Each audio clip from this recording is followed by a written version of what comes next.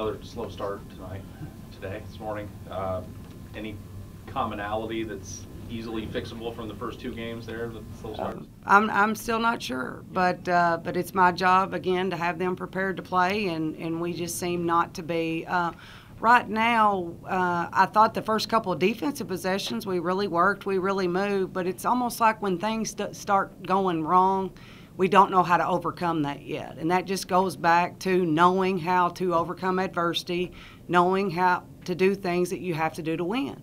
We don't understand that. That's not the culture of the program at this time, and those are things that we're trying to change. I mean, Butler's a good team. Again, this schedule is not for the faint of heart. I mean, they're a very good team out of the Big East. They were bigger than us at every position. They're well coached. They do things the right way. They made shots. They're a great basketball team. We are still continuing to try to find ourselves. We do not know who we are right now as an identity of this team. Do you feel like the missed shots were the biggest reason for the snowball effect early on? Well, I think so. It's always good to see the ball go in the basket, but, again, it just goes back to not being mentally tough enough to overcome a slow start. And then we've had that happen to us. The first quarter kind of buries us each and every time. And if you look through the other three quarters, I mean, yeah, we got beat, but we competed. We competed more in those quarters, but we're not good enough to overcome such an avalanche in the beginning of the game. So we've got to find to be ready to play from the start. But I found some positives today. I mean, at this point, we're just trying to find positives, and each and every time we go out, I thought some kids stepped up and continued to play hard regardless of the score.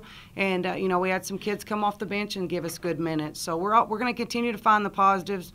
No one said this was going to be easy, and I understand that. But we've got to make sure that it's worth it by continuing to work hard and stay in the course. Talk about Rechelle real quick and the difficulty you guys had inside. You mentioned in a previously before that it would be difficult when you guys did face some paint players with the likes of Rechelle, and just talk about the difference in the physicality from Butler and other teams you may face this season. We have no inside presence. I mean, I got the job in April. We signed a post. She has to sit out a year. The only returning post player with any experience is Taylor Reese, and I don't know how many minutes she's going to be able to play. I mean, she's both of her knees are hurt. She's trying to fight through. She's doing everything she can. I mean, but when KJ has to play the 5, we can't guard the inside. And we know this. But again, you don't make excuses. You just try to figure out a way to overcome it. But when people have bigs, especially a big as good as her, it's going to be very difficult for us to guard. I mean, one of our goals was to stop 15. We did that. I thought Jasmine did an outstanding job guarding her today. She took 41% of their shots in the first game of the season, and she made her work for everything she got today. But again, how are we going to guard the interior? Those are still things that we're trying to figure out. What made their 2-3 zone so tough? Just from was it because it was aggressive? Did they decide to trap because they saw the avalanche? Like what changed from their defense that made it so tough for you? Well, what they did is they were in zone, but they were also in a chaser. They had a spy on KJ the entire time. And teams are going to do that. I would do that. I told our team at the beginning of the season I would never play you anything but zone.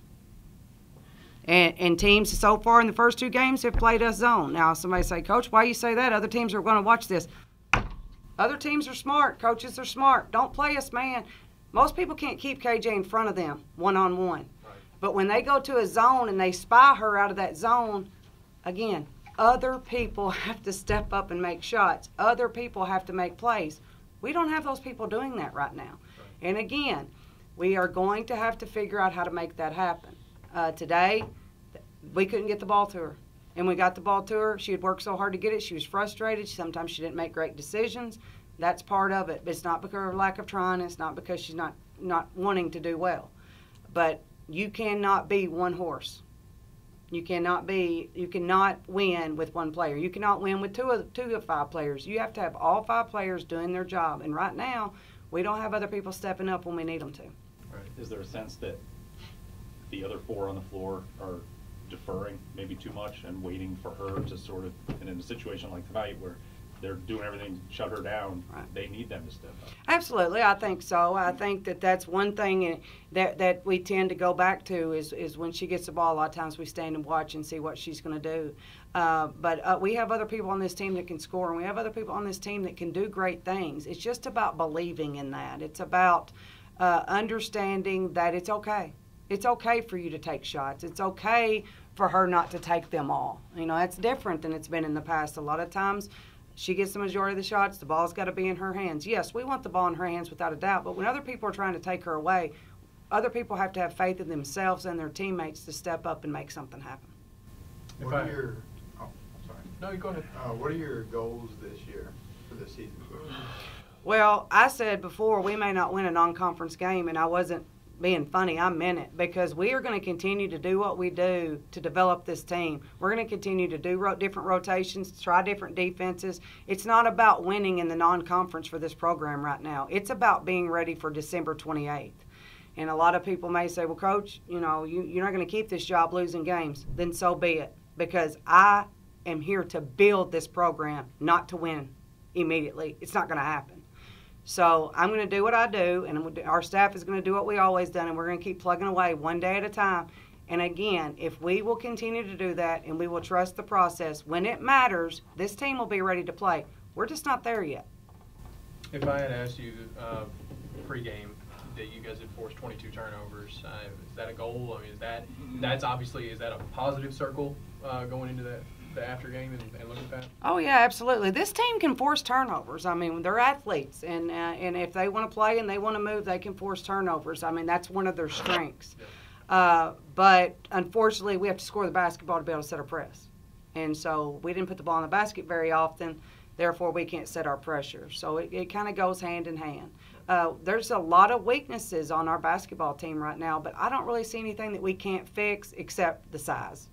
We're not going to grow anybody over the next several months, but I do think that we have some people that have said, Coach, you know, give me a chance and I'll at least work to get in front of that post player. And I saw some of that today.